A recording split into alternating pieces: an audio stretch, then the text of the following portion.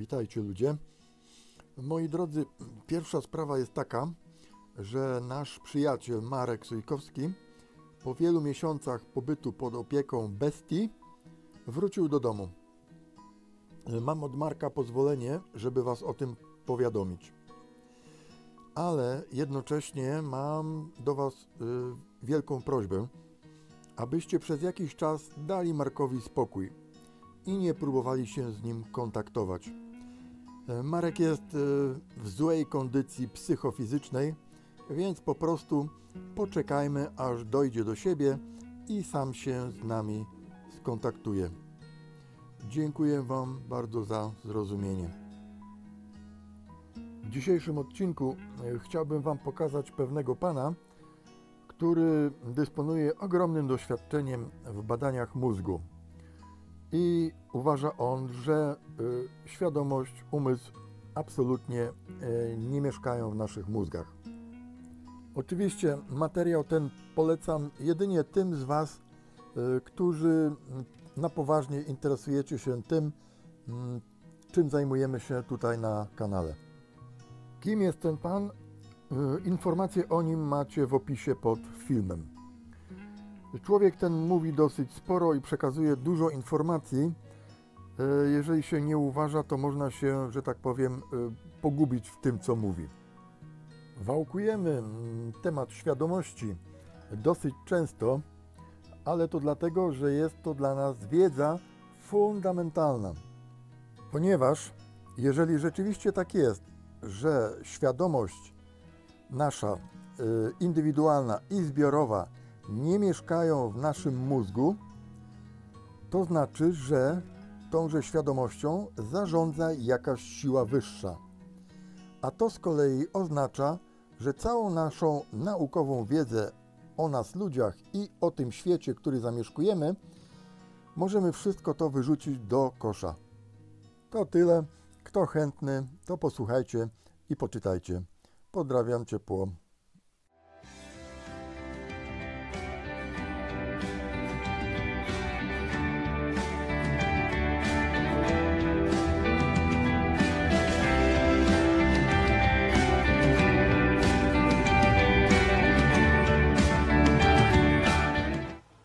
We've learned a tremendous amount about reality based upon what we've received in correspondence from people who are living on other realities.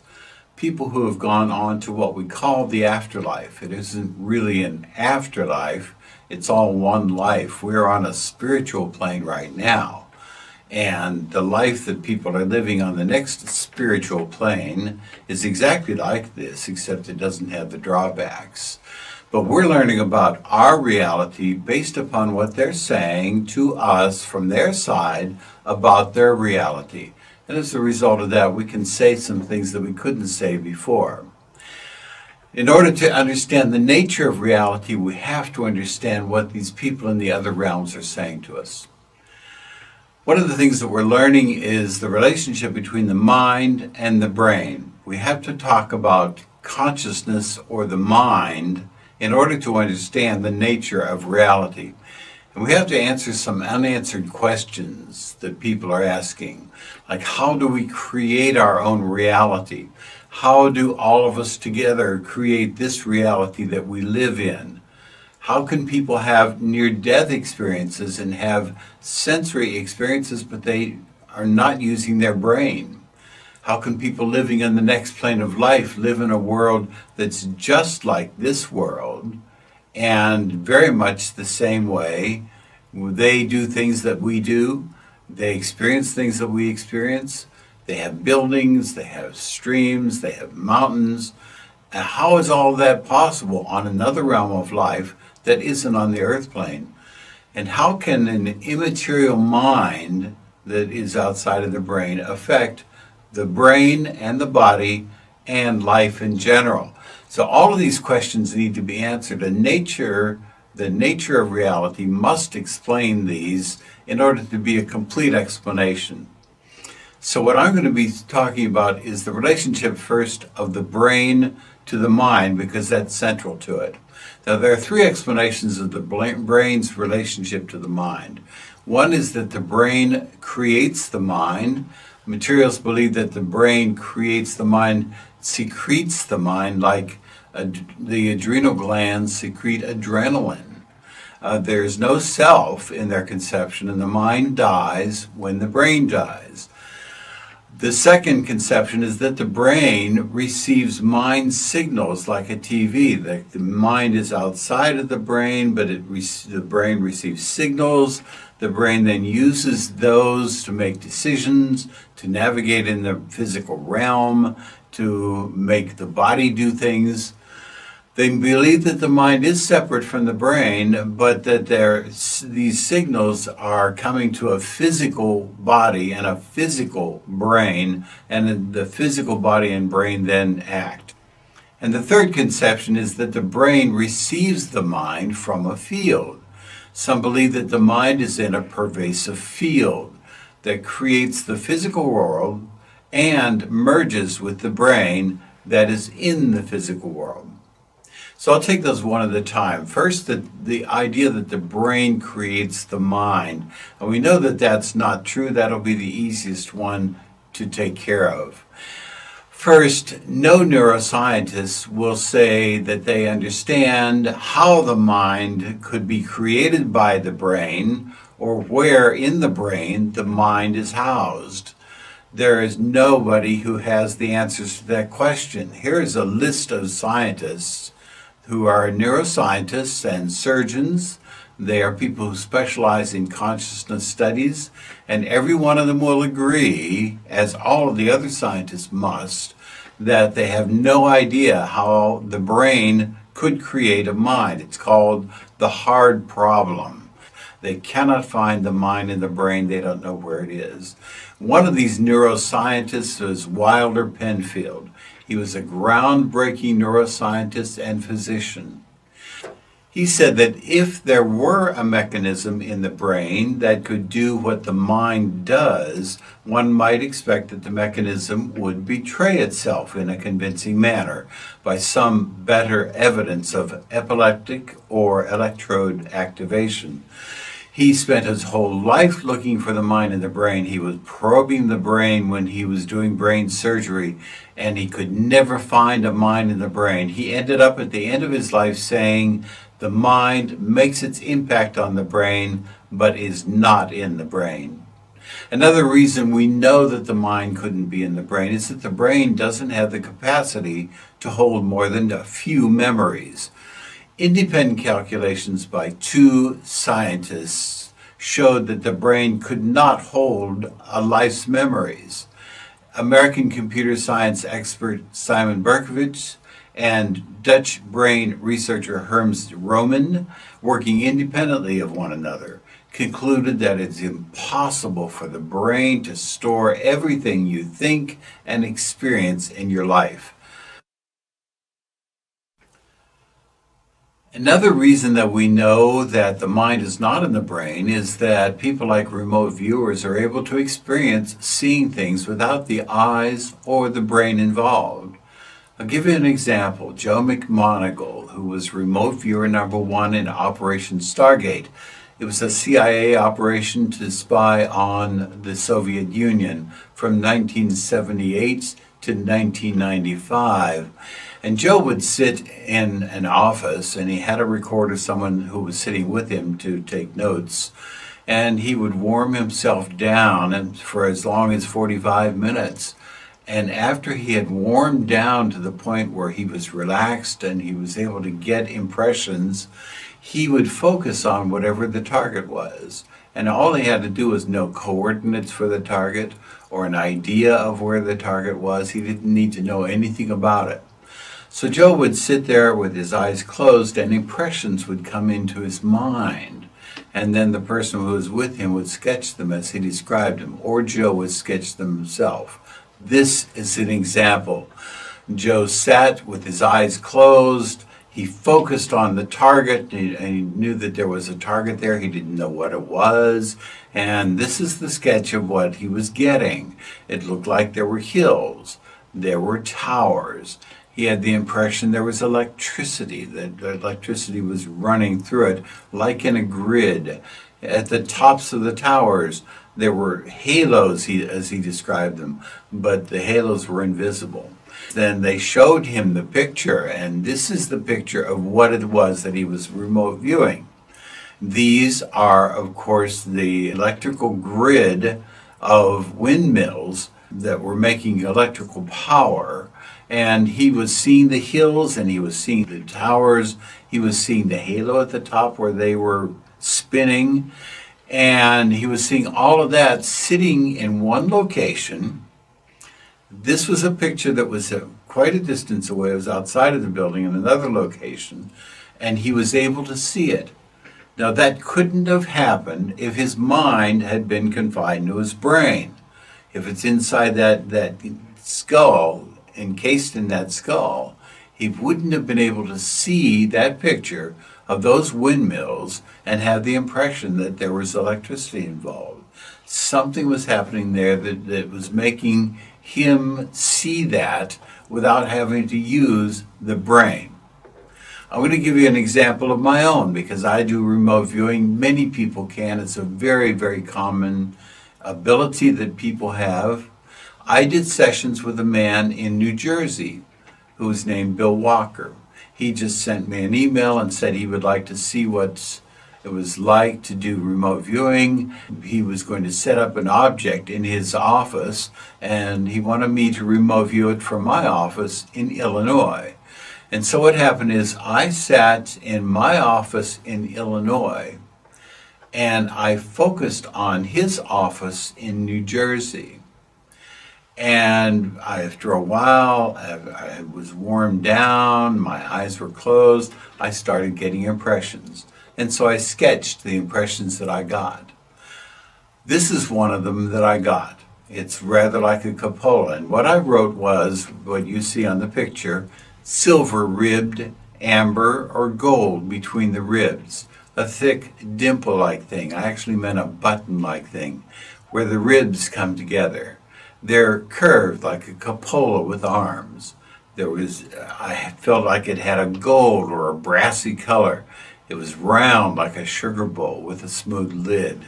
But it wasn't a jar. It felt like it was metal. So then Bill Walker sent back to me a picture of what it was that he had on one of the tables in his home. This was the object on Bill Walker's table. This is the two of them together. Now, it would have been impossible if my mind had been confined to my brain inside of my skull for me to have been able to get the impressions of that object in New Jersey when I was sitting in my office in Illinois. And also the feel of it, that it was metal, that it was gold, that it was brassy, and so forth. All of those things came to me just by relaxing my mind and allowing them to come into my mind. This is another example. This was an object, again, on Bill Walker's table in New Jersey. He put another object on a table, and I was going to view it. I got the impression that came into my mind, the vision of something that looked like it had petals on it. It was light peach. It looked like there were two leaves that were coming up, and I wrote down that it was green vegetation. At the bottom of it was a boxy-like thing.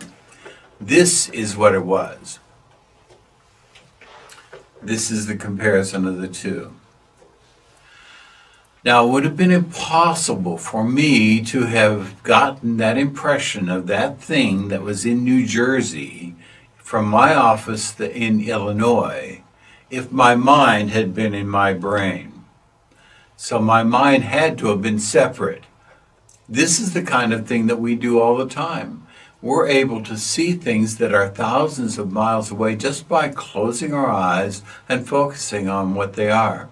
Now the question is this something that's really valid, or is this just good guessing at what it might be? Well, I think it's pretty apparent from the look of it that it's not guessing, that these are very accurate.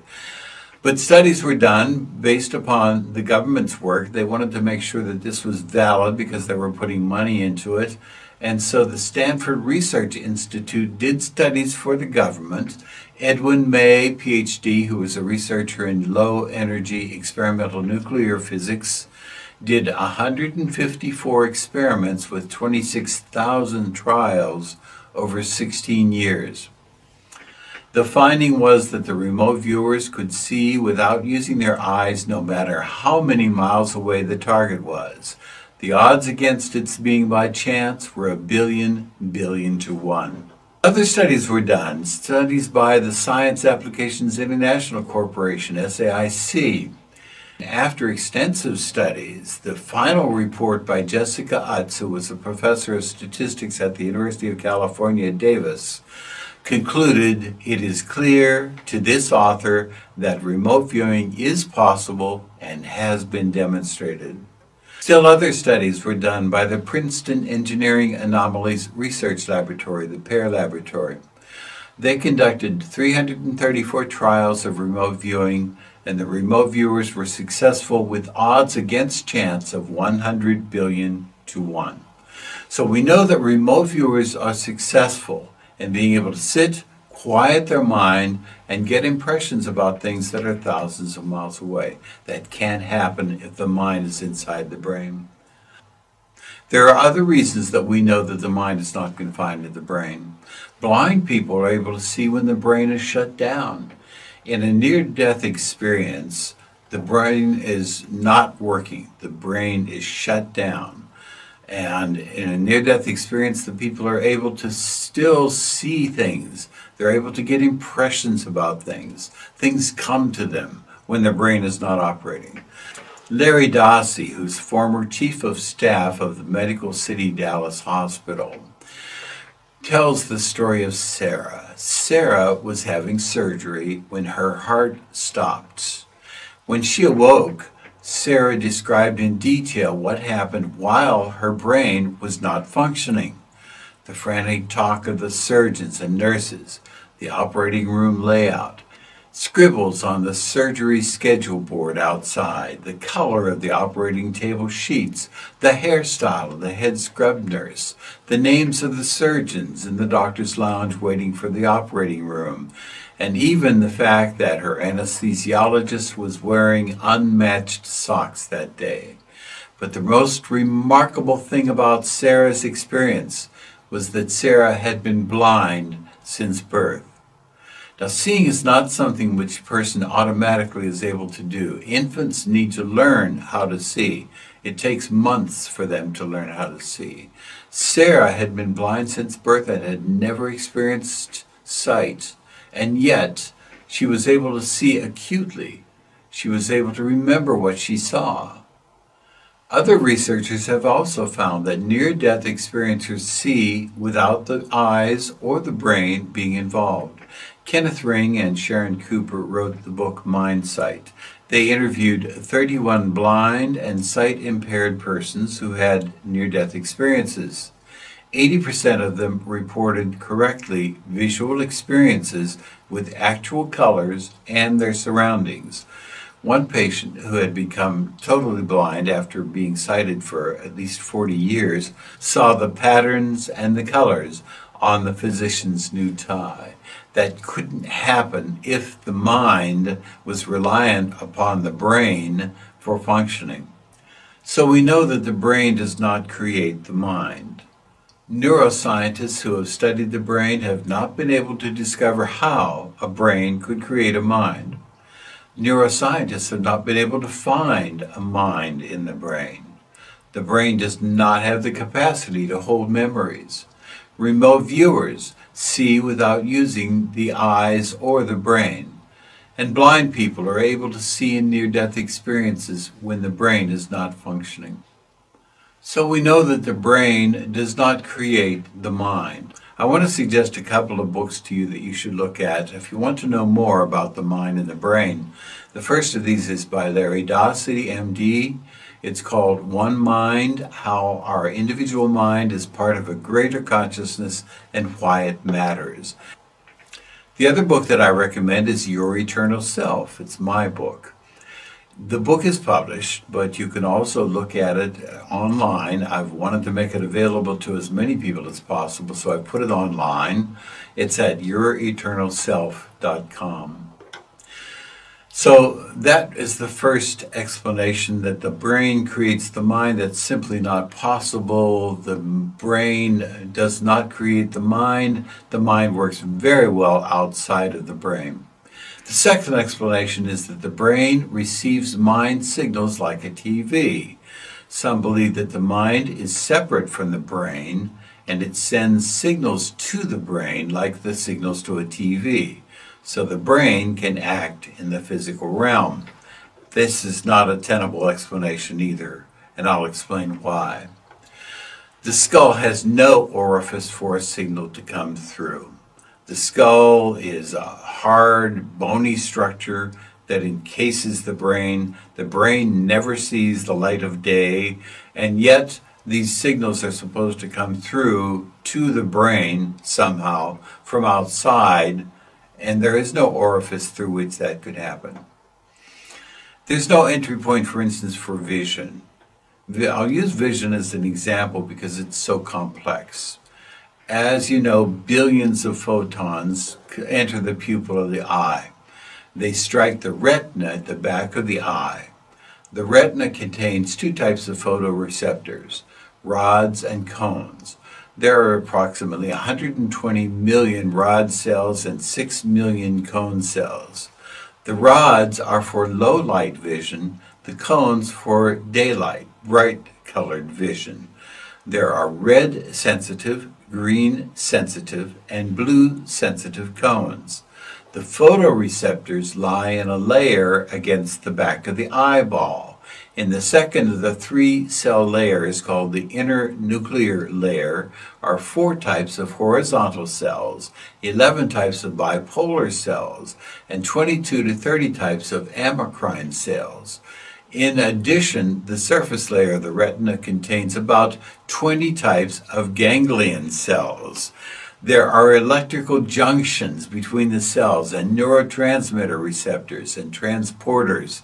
When the photons strike the retina, the neurotransmitter chemical glutamate passes a signal from the photoreceptors to the bipolar cells to the ganglion cells. The horizontal and amacrine cells send signals using various excitatory and inhibitory amino acids, catecholamines, peptides, and nitric acid. When exposed to light, ion channels in the retina cell membranes close. Now, if your eyes are starting to glaze over because of the complexity of what this is describing, this is what it requires to have sight.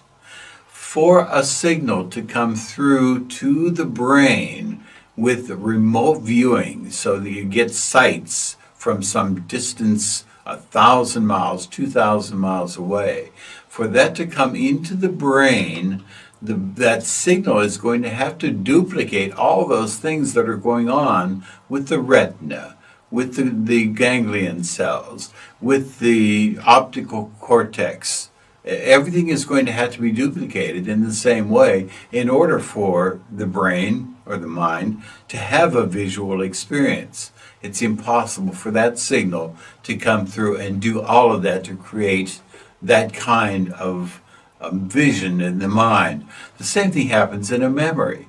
When you bring up a memory, in order to have that vision in your mind, there must be neurons, billions of neurons, that are dedicated to making that vision happen. In the same way that you have billions of photons coming in to make a vision that you get in the retina.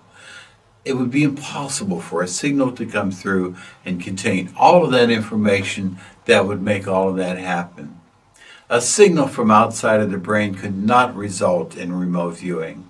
A signal with billions of bits of information in perfectly coded order so that they recreated a vision could not exist. Lead-lined Faraday cages don't interfere with remote viewing or psychic activity. In other words, electromagnetism is not causing a signal to come into the brain. Thousands of feet of ocean water don't interfere with remote viewing when remote viewers have been in submarines. The curvature of the earth doesn't interfere with it There's no signal coming over the curvature of the earth. The distance doesn't weaken the signal. A distance should weaken a signal, as in electromagnetism's weakening over a distance. And the experience happens instantaneously. So the person who's doing the remote viewing gets the vision immediately. There is no delay in the signal getting there. So we know that a signal couldn't be coming through with that complex amount of information that would somehow do something to the brain and then make the brain have the vision. But there are other reasons we know that that's not possible. The immaterial, meaning the mind, it's outside of the brain, can influence the material, meaning the physical realm. How can the immaterial mind have an influence upon the physical brain to bring electricity to it, to make it do those functions that it would have done if it had been using the sensory apparatus? For instance, the electromagnetism that comes through the eye. That signal coming from outside would have to duplicate that. There would have to be electricity that was coming in to influence the material realm. The real difficulty with that is pointed out by Swami in the conscious universe. If there is a loss or gain of energy, it violates the law of the conservation of matter and energy. If a non-material mind interacts with a material body, there must be an exchange of energy between the two domains. However, the energy of the material universe remains constant. That's the law of conservation of energy. There has been no evidence to show that energy is given to or gained from the mental domain. So we know that the brain is not receiving mind signals coming from outside of it. There is no way for the mind to interact with the brain. Signals to the brain would decrease in strength over distance and could not travel over the curvature of the earth. People in near-death experiences can see and hear normally, but the brain is not functioning. The mind, which is immaterial, could not affect the brain, which is material. And the minds influencing the brain would require the creation of energy from the immaterial mind to transfer into the physical realm to make the brain work. That would violate the conservation of matter and energy. So we know that this is not an explanation for the relationship of the mind to the brain.